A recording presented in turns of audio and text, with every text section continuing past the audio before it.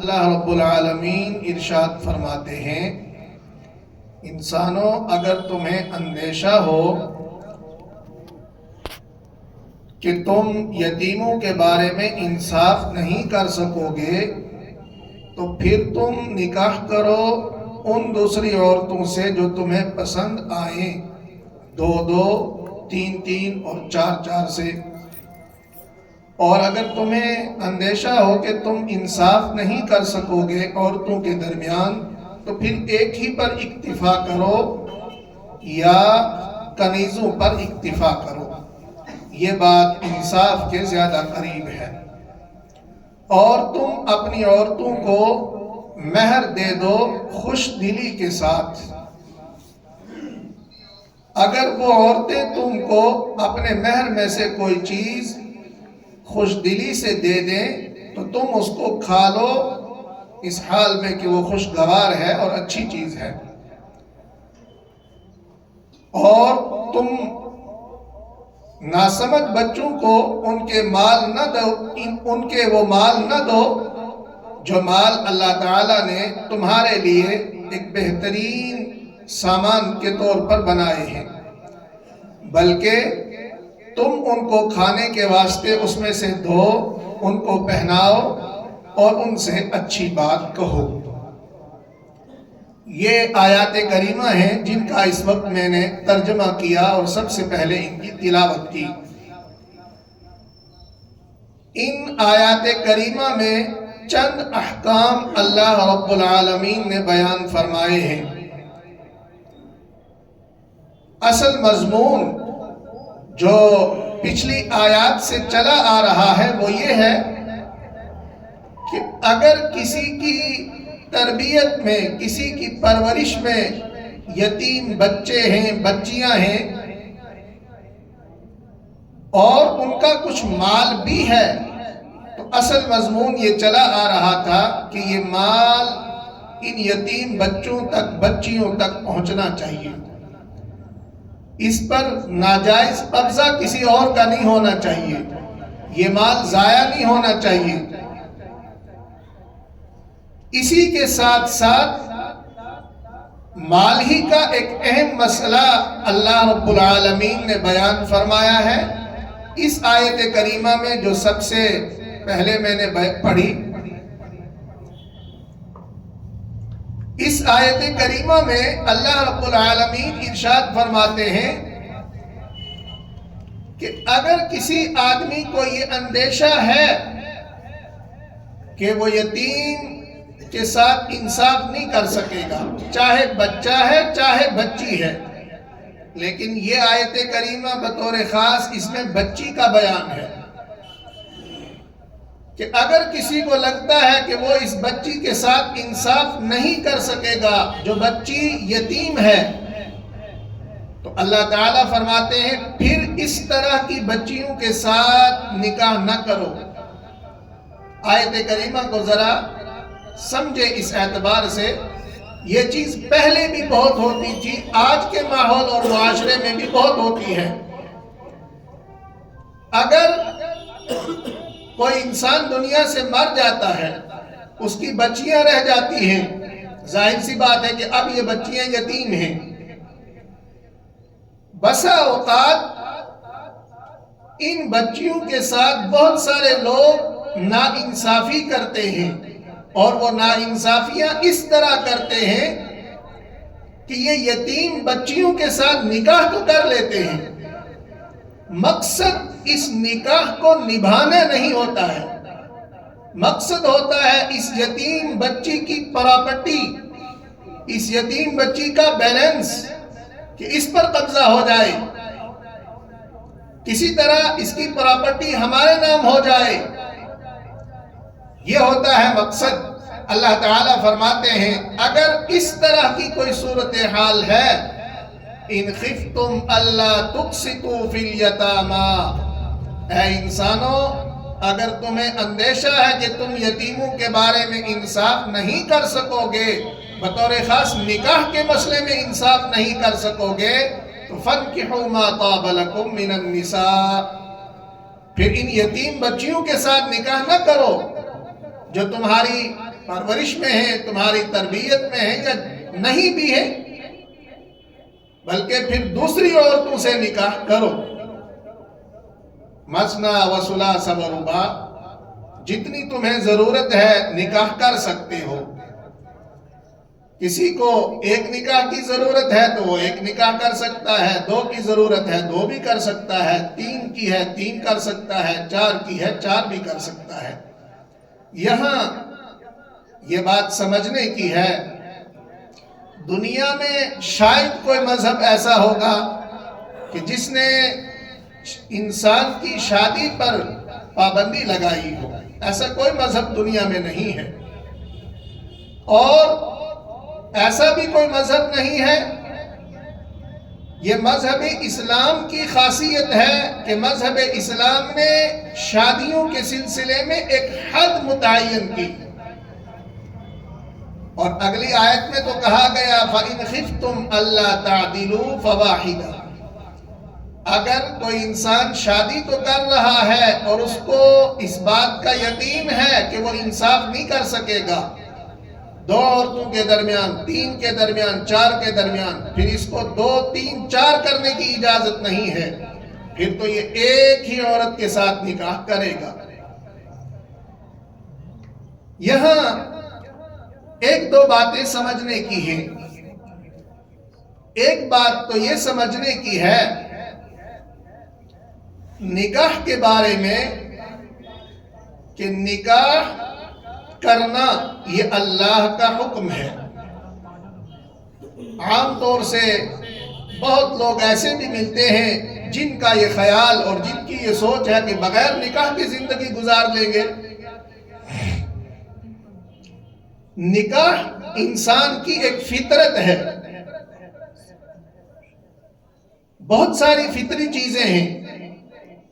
انسان کو بھوک لگتی ہے، انسان کھانا کھاتا ہے، یہ بھوک لگنا انسان کی ایک فطرت ہے۔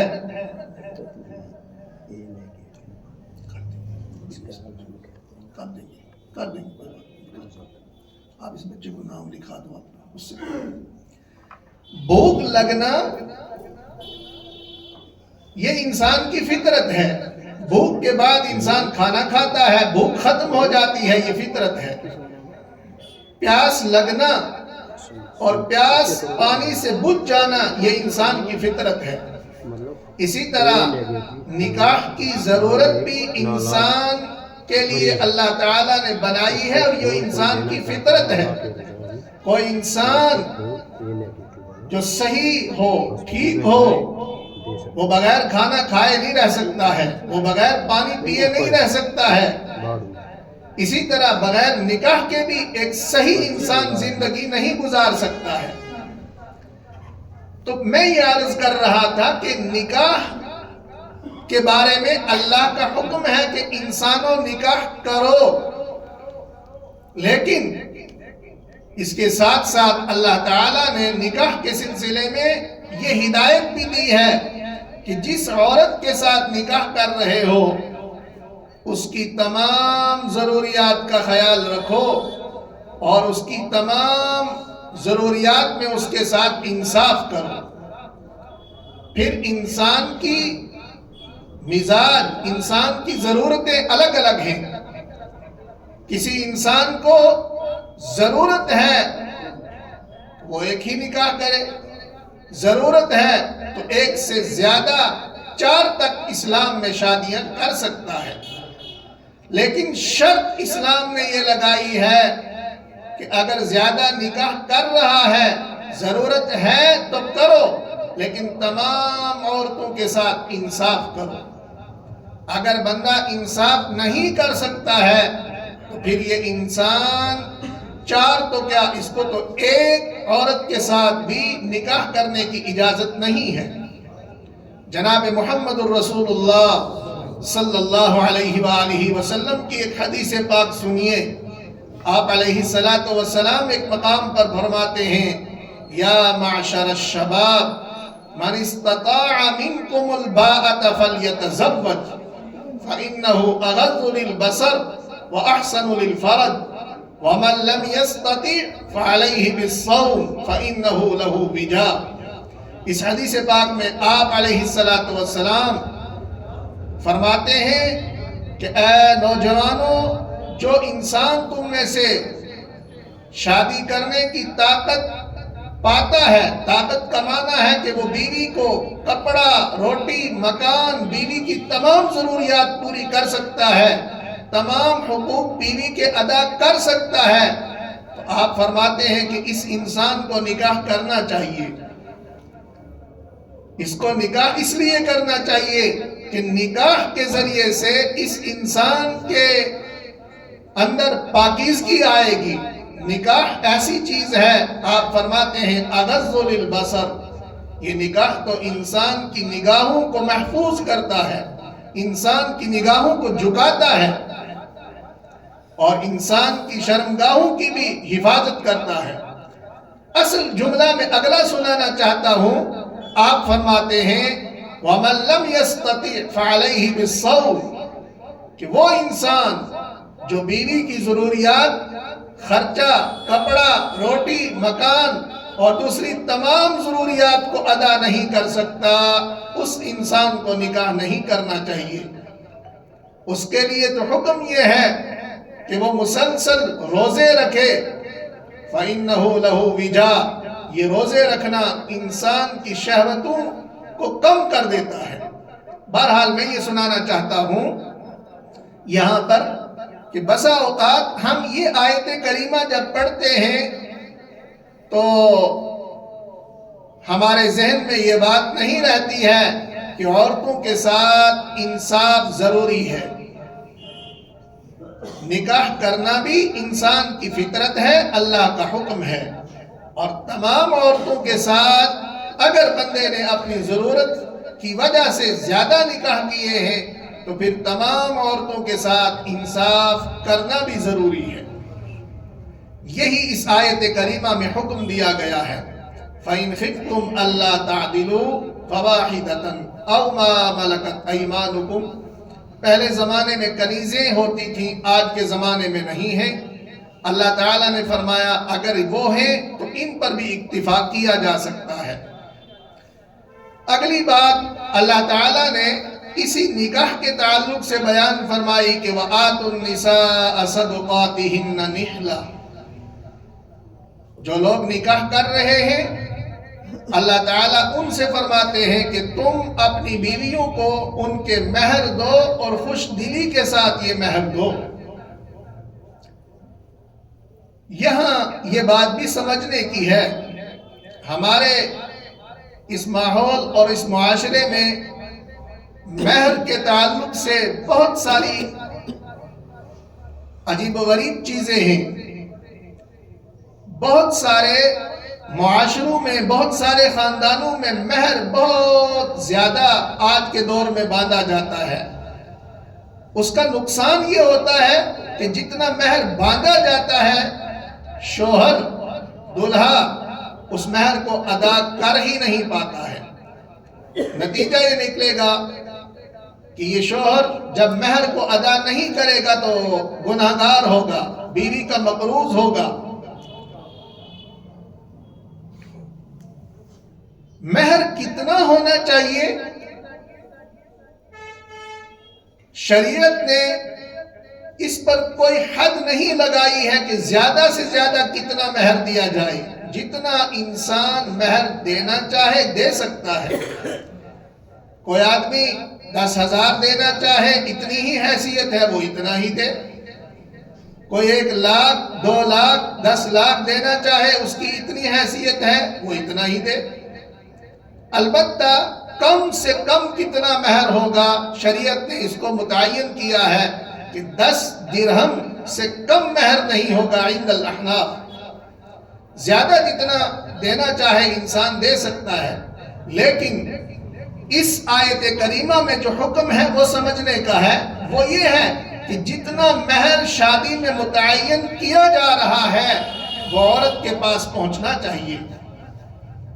عام طور سے آج کے ماحول میں مہر بہت زیادہ باندھے جاتے ہیں، لیکن ادائیگی کے سلسلے میں بہت کمی اور کوتاہی ہے۔ حضرت عمر رضی اللہ عنہ نے صحابہ کرام رضوان اللہ علیہم اجمعین کی ایک مجلس میں یہ بات کہی تھی کہ بہت سارے لوگ تو بہت زیادہ مہر متعین کرنے لگ گئے ہیں، حالانکہ زیادہ مہر متعین کرنا کوئی شرافت اور عزت کی چیز نہیں ہے۔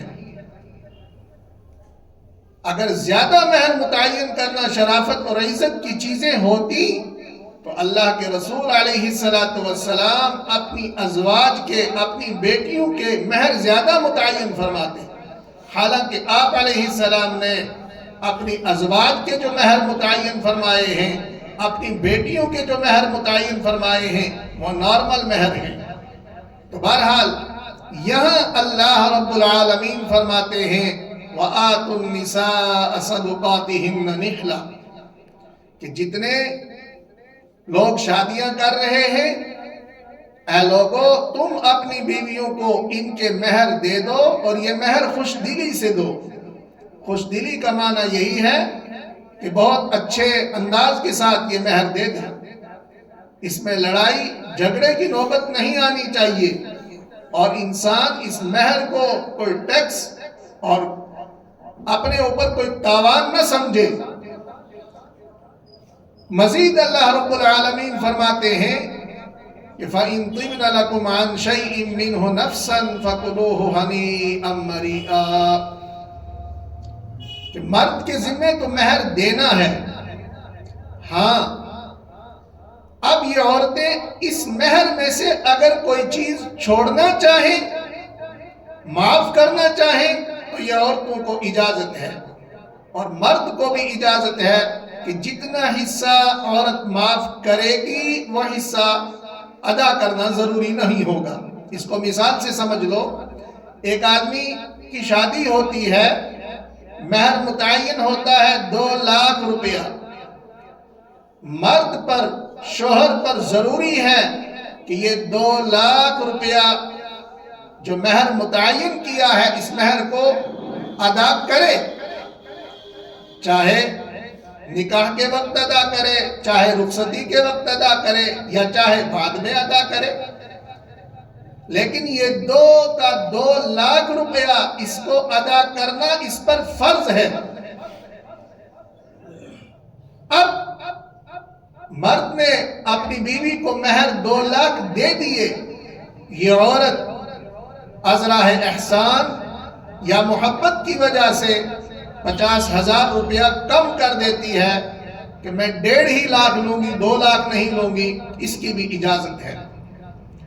تو بہرحال یہاں سمجھنے کا مسئلہ جو ضروری ہے وہ یہ ہے کہ مہر ادا کرنا ہر انسان کے لیے ضروری ہے، جتنا متعین کیا گیا ہوگا اتنا مہر ادا کرنا ضروری ہے، اس میں کسی طرح کی کوئی کمی اور کوتاہی نہیں ہونی چاہیے۔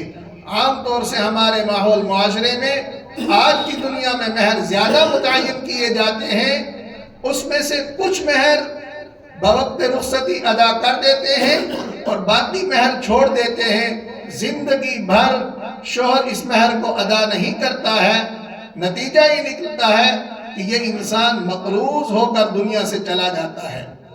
اور یہاں ایک حدیث پاک سنیں، جناب رسول اللہ صلی اللہ علیہ وآلہ وسلم ارشاد فرماتے ہیں کہ ایک انسان اگر میدان جہاد کے اندر بھی مارا جائے، شہادت کی موت اس کو ملے، شہادت کی موت کی وجہ سے اس کے سارے گناہ معاف ہو جاتے ہیں، لیکن اس کا قرض معاف نہیں ہوتا ہے۔ آپ اندازہ کریں، دنیا میں سب سے اچھی موت شہادت کی موت ہے، اس سے بڑھ کر کوئی فضیلت نہیں ہے، لیکن اس انسان کا قرض بھی اگر اس کے اوپر ہے تو قرض معاف نہیں ہوگا، اس لیے کہ تمام حقوق العباد کا یہی مسئلہ ہے، بندہ معاف کرتا ہے تو معاف ہوتے ہیں۔ اس لیے خاندانوں میں جہاں شادیاں ہوتی ہیں، بچیوں کی شادیاں ہوتی ہیں، بیٹوں کی شادیاں ہوتی ہیں، بہت سوچ سمجھ کر مہر متعین کرنا چاہیے، اور اتنا مہر متعین کرنا چاہیے کہ جس کو شوہر ادا کر سکے۔ ایک طرف یہ شوہر کے لیے آسانی ہے کہ نارمل مہر ہو اس کو شوہر ادا کر دے گا، وہ گناہگار نہیں ہوگا۔ دوسری آسانی اس میں بچی کے لیے بھی ہے کہ نارمل مہر ہوگا تو اسے کچھ نہ کچھ مال ضرور ملے گا۔ جب مہر بہت زیادہ ہوتا ہے پھر تو بچی کو سرے سے کچھ بھی نہیں ملتا ہے۔ تو بہرحال اللہ تعالیٰ فرماتے ہیں وَآتُوا النِّسَاءَ صَدُقَاتِهِنَّ نِحْلًا، اپنی عورتوں کو ان کے مہر ادا کر دو خوش دلی کے ساتھ، اور یہ عورتیں اگر خوش دلی سے کوئی چیز چھوڑنا چاہیں تو ان کو چھوڑنے کی اجازت ہے۔ اور فَكُلُوهُ هَنِيئًا مَرِيئًا، اس مہر کو جب یہ چھوڑ دیں تو اس پیسے کو استعمال کیا جا سکتا ہے۔ اللہ رب العالمین ہمیں قرآن پاک سمجھنا آسان فرمائے۔ اللہ رب العالمین ہمیں کہنے سننے سے زیادہ عمل کی توفیق نصیب فرمائے۔ اللہ تعالی ہمارے پڑھنے میں برکتیں پیدا فرمائے۔ اللہ تعالی وقت مقرر پر ہم سب کو خاتمہ بالخیر نصیب فرمائے۔ سبحان اللہ و بحمدہ، سبحانک اللہم و بحمدک، ونشہد ان لا الہ الا انت ونستغفرک ونتوب الیک۔